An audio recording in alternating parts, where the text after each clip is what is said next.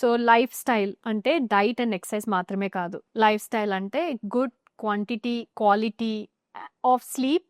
Along with that స్లీప్‌లో disorders గూడా ఉంటాయి. మీరు ఎంత మంచి స్లీప్ హైజీన్ ఫాలో అయినా, ఎంత సర్కేడియన్ రిథమ్ వైస్ అంటే కరెక్ట్ టైంకి పడుకొని కరెక్ట్ లేసినా, సో స్ట్రెస్ లేకున్నా, ఇవన్నీ ఉన్నప్పటికీ గూడా మీ ఒబేసిటీ వల్ల స్లీప్ యాప్నియా లాంటి ఇష్యూస్ అంటే స్నోరింగ్, డే టైమ్ స్లీపీనెస్, లేజీగా అనిపించడము, హెడేక్, బాడీ పెయిన్స్ అనిపించడము, మధ్యలో ఊపిరాడినట్టు అనిపించడం, నిద్ర మధ్యలో ఊపిరాడినట్టు అనిపించడం, so capacity of your work అనేది తగ్గడం, ఇవన్నీ కూడా స్లీప్ యాప్నియా సిమ్టమ్స్.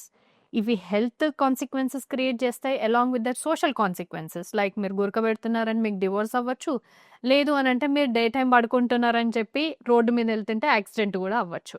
సో ఇలాంటి consequences social, physical and mental ఉంటాయి కాబట్టి స్లీప్ యాప్నియాని, స్లీప్ డిసార్డర్స్ని అసలు లైట్ తీసుకోవద్దు.